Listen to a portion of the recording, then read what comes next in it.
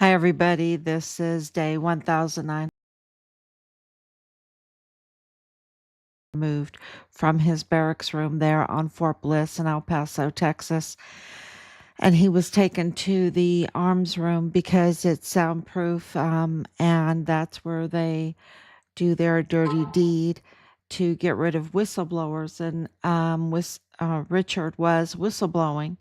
He was he was revealing he wasn't putting up with their criminal trafficking and all of their desecration. I want to say desecration and theft.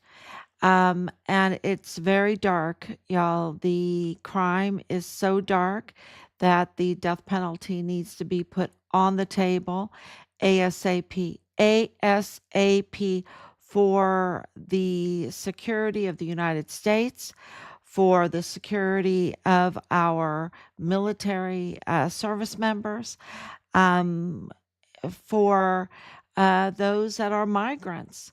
Okay, those that are migrant. This is what I've been saying. I've been right all along. These people that want these migrants to come over, committing a crime right off the bat, being illegal, just bringing them over illegally and saying, "Oh, it's all so great. It's just so wonderful." No, they are absolutely targets. They are targets to this for this criminal cartel tied Mormon faction that wants to exploit them, along with those that have a little more protection, um, uh, being citizens, being Americans. They want to exploit them too, but they can't. They can't exploit them like they can migrants, and you can see that because of what they build to to do their dirty deeds. They absolutely pick on children. They want the access to the children, and so they pick on women. They pick on women. Um, they're more vulnerable. They're more vulnerable because of the crisis pregnancies, because of these situations uh, like Asiagram, like situations like Asiagram, and that need to look for help, right? If you don't know who Asiagram is, please look that name up. She died, was found dead in October of 2020 when we were there, and she was also a whistleblower. So wow, but this day has been super busy, and I'm just going to be honest with you at midnight. Yeah, I'd like to get some rest. I really would like to get some rest, but there is no time to rest because we have our national security at risk.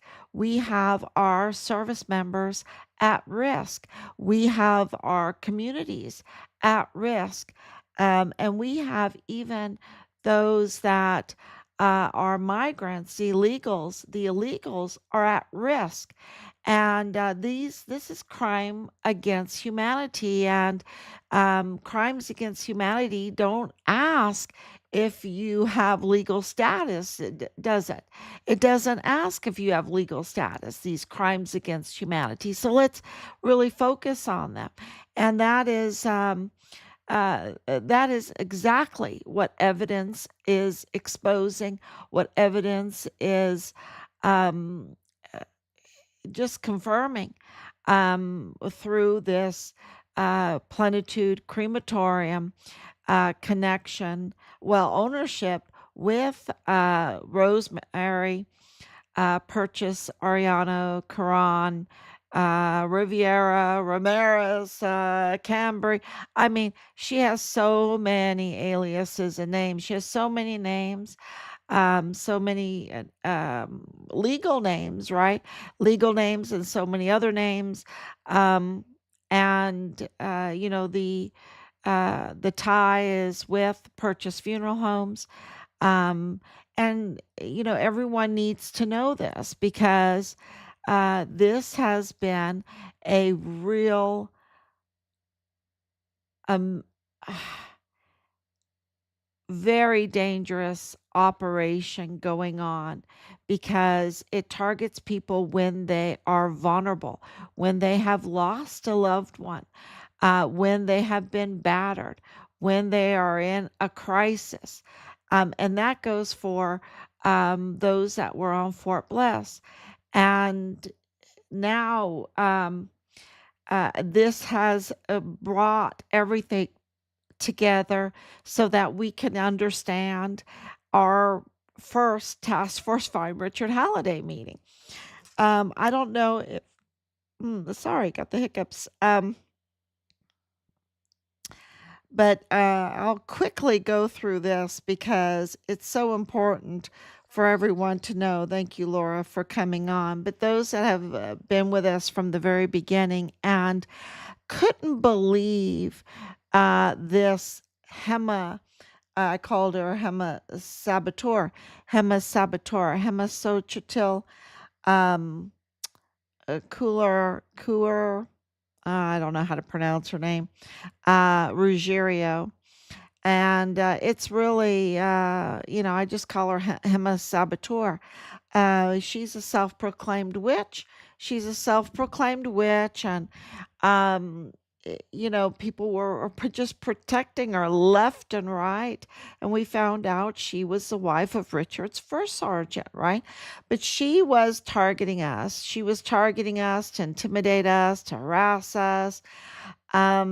She absolutely has yes, and this, yeah, thank you so much for coming on because you absolutely would remember Hema and all of her up to no good, her her disregard for our family, our questions, and we thought, okay, she's protecting her failure of a husband, right? Failure of a husband as a first sergeant, because we have him on audio saying that he is not willing to speak with us. This is Richard's first sergeant, okay?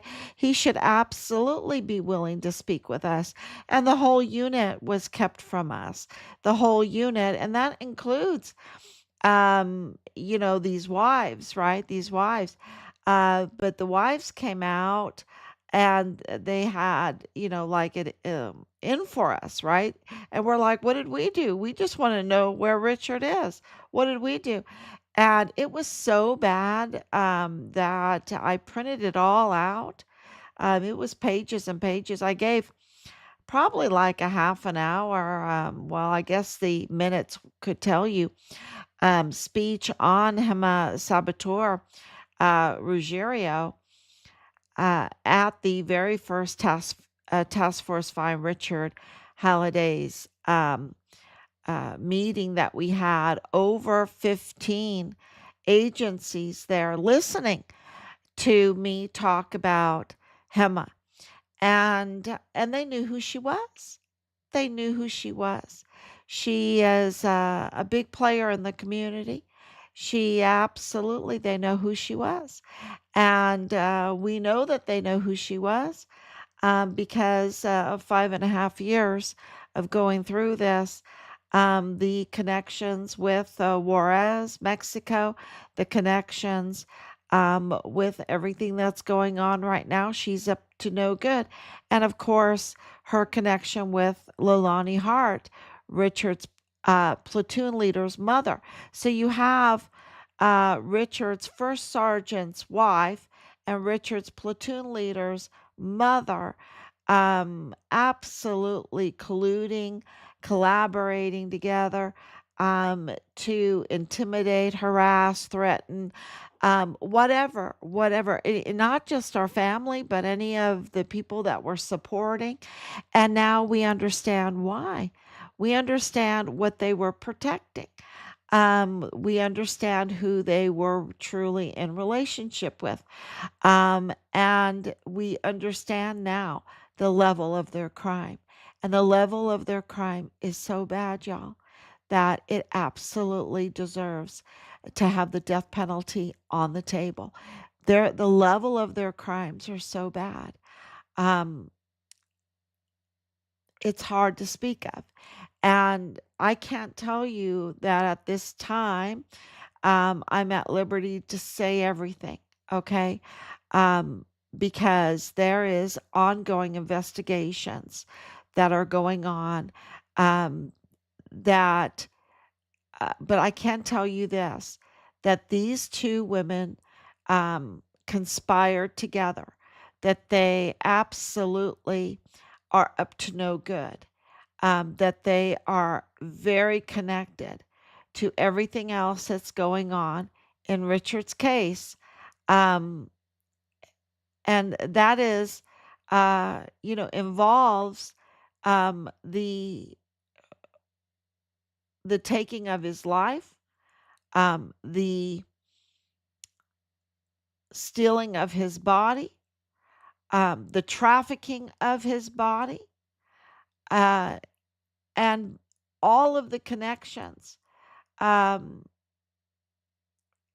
it's just really, really jaw dropping when you know that, okay, you expose Rosa María Perches Arellano Cuarón, and and all of and we'll be talking about that. We're putting that all together so that I can tell everybody. Um, it is the businesses going on in El Paso in order to um, that involve the Plenitude Crematorium. Okay, it involves. It is it's just so evil. It's so diabolical. And it really targets, I can tell you this, it targets migrants. It targets the military. It targets the community. It targets women. And the biggest target is the children. And that the system knew they've already been audited, or they've been already raided, they've been already, you know, they absolutely knew about this criminal group, and they protected this criminal group just like they protected this criminal group in Richard's case, um, because it leads to a very diabolical big business, a very diabolical that involves the desecration of remains, that involves the funeral business, and it's and and more. Of course, the harvesting of organs, um, and also the taking of babies. So yeah, I've just got shivers everywhere, y'all. It's just and this is so personal to us because this is where the evidence has led to, that this is the location of Richard's partial remains. This is the location. And so it's very personal to us. It's very eerie to us. It's very diabolical. It's just if I was going to paint a picture of hell, I'd paint him a saboteur. I'd paint Leilani Hart. I'd paint Rosa María Perches Arellano Cuarón Ramirez, or Rivera Ramirez. I mean, she has so many names. But I would paint her picture if someone asked me to paint a picture of hell. Um, and of course the family members, and so we put in a lot of paperwork today, submitted a lot of paperwork today, and I just feel like for the public I haven't done as much as I should have today, because there's so much information, and I think I just need uh, to present it to you, uh, really just honestly, like I've been for 5.5 years, and let you decide um, if this is what, if this is, if this is worthy to share, share, share. You know, when you're fixing a business and you're going into the oversight, you're going into the prosecutor's office. You know, this has so much to do with Montoya, the prosecutor's office, and that you are lying continuously about what's going on in the prosecutor's office so that you can uh, remove the prosecutor that was doing their job so that you could go in there and cover it up, right? Stop any kind of investigation. That's what's happening. Okay. There is and then the news kind of gives you this story that you're supposed to believe, and of course we're supposed to believe the news, but we can't because they mislead us, and then we don't get the oversight, we don't get the prosecution because the prosecution is then compromised, you see. And this has all of those stamps on it, okay? It has all the tampering stamps, death certificate tampering stamps. It has all of the tampering with the speed, um, of all of this coming out. It's just, um, it is just very involved, and that's why I think give the letters a little time. I mean, there's so much here to talk about, but what is really breaking news is everything surrounding Hema Saboteur Ruggiero, everything surrounding Lalani Hart, and all her aliases, other names. That is what is really on, very personal to us and where we're focused. Even though there's all this other news out there, I think Richard's case is the one that makes us or breaks us. Richard's case is, as Richard case goes, so goes Fort Bliss, so goes El Paso. As El Paso goes, so goes Texas. As Texas goes, so goes the United States. As United States goes, so goes the world. That is what evidence is absolutely saying. And that's why, I'm hesitant to give a full brief because um, I just want to tell you the right way. And sometimes it takes me a couple days to wrap my head around these connections, these family connections, these business connections, these cartel connections, the FTO cartel connections, or just plain, um, uh, criminal activity, right? Just plain old criminals. And of course, the Mormon faction. The Mormon faction is all over this, y'all. And so that is, and I know I'm speaking in circles a little bit, but that's the news that I wanted to give you today because it's all spiraling. That's why it seems like this, because here for 5 years we're on the edge of the spiral, right? It's these big circles, and we're finding out all kinds of leads and information, and then it is just getting quicker and quicker and quicker, and everything is kind of coming together, and it's going to become one toroid, one one big picture of this spiraling down to the because the case is broken. Okay, the case is broken right now. It's just pressure. It's just pressure. What is going to um,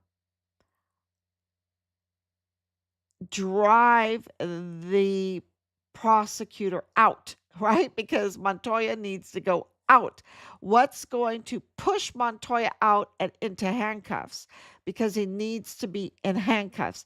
What pressure is it going to take? And this, the pressure comes from all the people outside that just say, no more, no more. They work for us. This is including in Chihuahua, Mexico, because, Chihuahua, Mexico is not doing its job in identifying these remains from Plenitude Crematorium and the other from Del Carmen and all this other stuff that they need to be doing to get justice for Chihuahuans, right? Uh, absolutely. So this whole thing is coming together because there's a connection between that business and businesses in El Paso. And the business is not something you're going to like. It's not something that is pretty. It's not something that's even human. It's the inhumane treatment of people. And just for a group to enrich themselves, right? To go to that level. And, you're talking to a German here that we, from our history, that is like, and of course, I was born in New Mexico, White Sands Missile Range, on the range. Um, but my ancestors have that uh, German history knowledge of being hoodwinked into uh, terrible actions against humanity. And so we're very careful and very aware of uh, this spiraling into these terrible, inhumane actions. And I can tell you right now, El Paso has been in that spiral of inhumane actions. And I don't know how many there are. I don't know how many victims there are of this Rosemary Arellano Perches Cuarón um, diabolical business plan that is so inhumane and leads to being disposed of at Plenitude Crematorium or the likes of it, like Del Carmen. Um, and these are big players. These are big millionaires and billionaires. Okay. Millionaires and billionaires. These are not thugs. Okay. They are way worse than thugs, way worse than thugs because they have done this for years and they've profited off of it and they've done a lot of damage, compromising many people. And don't forget that Raphael's home, right beside Beto O'Rourke. No way, y'all. No way. When you look at his businesses from Cano Still to Plenitude Crematorium to his restaurants, he has a restaurant chain, he has liquor licenses. And then to look at his mother's businesses there. With these crisis pregnancy centers, with the uh, migrant shelter business, with the shelters right over the border, all of those shelters. And I talked about them at the very beginning. It didn't make sense to me why they had these children shelters, these children orphanages, so many of them, and I was like, that's odd. That is so odd. You'd have to have a lot of children to put in those. And I can tell you, that was like a Pied Piper. I think Rosemary Arellano led with her family, with her associates, led a Pied Piper. And that that involves Richard's unit. That involves that involves Fort Bliss. And I think they are the very evil Pied Piper of El Paso and Juarez. Um, and that cliff that they would bring people over is very dark and ugly. And we need a lot of prayers, and we need a lot of shares. We need to absolutely pressure our law enforcement that's broken, right? It's broken. You can see the challenge that President Trump has with the law enforcement, with his intelligence community. There's so many infiltrators. There's so many that have been compromised in this, because you'll find out. It's there's so many that have been compromised that this is a real challenge to we need a lot of pressure. We need a lot of pressure and the shares and the just talking about this, sharing this information, creating your own memes, your own songs, your own experiences. I know that so many of you have seen things and have lived through things, and I know some that are watching are those that are compromised, that wish they weren't compromised, right?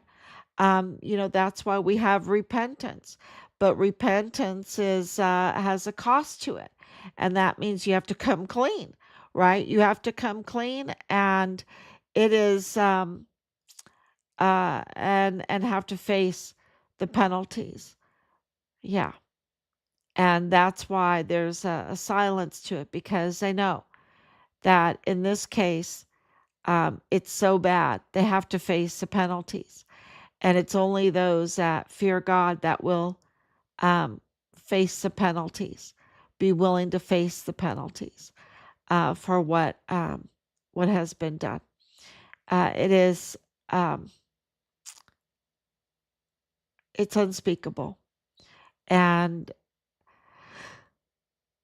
I just want to thank everyone for sharing. Our numbers are, for being shadow banned, for all of the tampered stories, the fabricated stories, the setups that Richard went through that created fake stories so that they could twist this and turn this. For all of that, our numbers, uh, and our limited resources, our numbers are just amazing. And it's because people are sharing. And it only takes just something, just God knows, it's all God's timing. So please continue to share, continue to exert that pressure of sharing and talking about this and asking questions.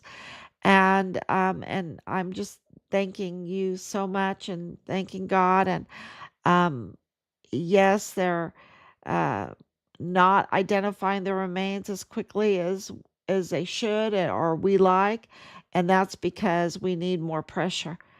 We need to absolutely demand that they, um, and this is the Chihuahua government, that they absolutely identify all the remains that they found there at Plenitude Crematorium.